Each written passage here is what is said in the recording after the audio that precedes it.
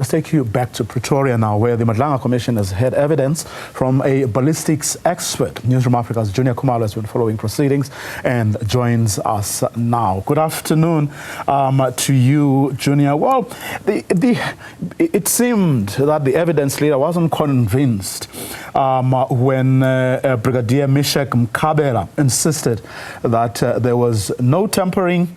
It was just mistakes that have been happening because they're buckling under pressure, under-resourced, very few. 3 people, analysts, are qualified to verify digital images, and the case, the backlog is huge, 41,000 cases. Indeed, we are quite a huge backlog. We spent the better part of today basically speaking about how huge this backlog is when it comes to ballistics testing, as well as how under-resourced when it comes to that department in particular. So he did try and basically paint a picture before getting into the merits of that particular case where Ahmad Swart was basically killed in April 17th of last year. So most of the guns as well as the cartridges that were retrieved from those 2 crime scenes were then taken for ballistics testing.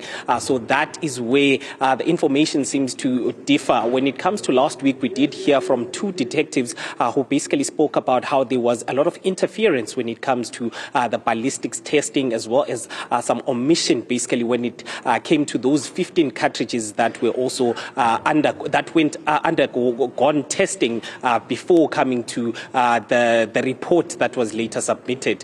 So today we did hear from the head of ballistics in the SAPS basically saying that there may have been a lot of mistakes that happened when it comes to the initial report that was submitted by one of those analysts, but according to him there was no tampering of that evidence. This is contrary to the evidence that was given by those 2 detectives, as well as that forensic expert from the PKTT who came to assist that particular team. Speaking about the PKTT that was brought in to assist with those investigations, the particular head of ballistics today said that he was not told about these alleged interference, as well as the bringing in of that PKTT team. This also includes to the ballistics that were later transferred from Pretoria to KwaZulu-Natal. He says that despite being the head of ballistics, this happened without his knowledge. Let's take a listen to what he had to say for you. If the system in Pretoria works so well, why did the 2 cases end up in KZN? What's the reason for that? Commissioner, it's a question that I'm also asking. I'm asking myself that question, Commissioner. And I do not have an answer, Commissioner, because myself, as the custodian of cases in the head office, Pretoria, if there's any request, it must go through my office, and there must be a reason. If the client is not happy with my service, I've got a procedure to attend to client's complaint. So if it was because there was some unhappiness, there's a procedure to deal with that unhappiness. But in this instance, it only came under my attention at a later stage that cases were in actual fact being committed between the 2 labs on a regular basis.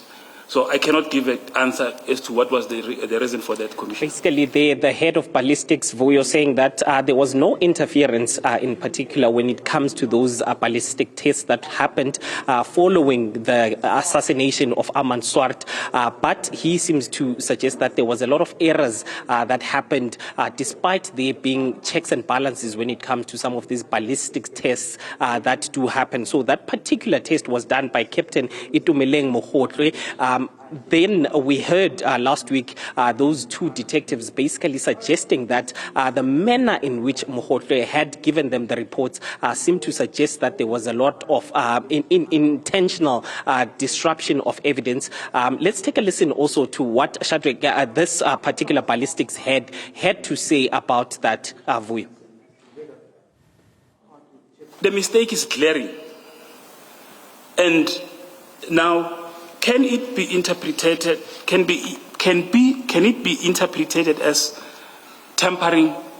I say I have a procedure in place to investigate when when we come across such incidences. And the procedure is to register a non-conformance, investigate. The investigation will tell you what happened. And in these instances, commissioners,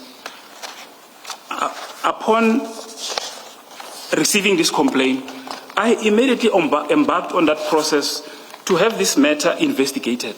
We registered a non-conformance, which is also attached under the same annexures. And through the investigation, we end up retrieving this report because it's wrong. Basically, that allegation continues that there was no intentional tampering of the evidence. If there was also any intentional tampering, he seems to suggest that those two detectives then should have come to him as the head of ballistics. Then he would have conducted an investigation. He says that once he was then informed about all of these allegations, there was that undergoing of an investigation. And according to him, that investigation found that there was actually no tampering. There was just some glaring mistakes that were committed during the ballistics examinations. Juniour Khumalo, live from the seat of the Madlanga Commission. Proceedings, of course, continue there tomorrow morning.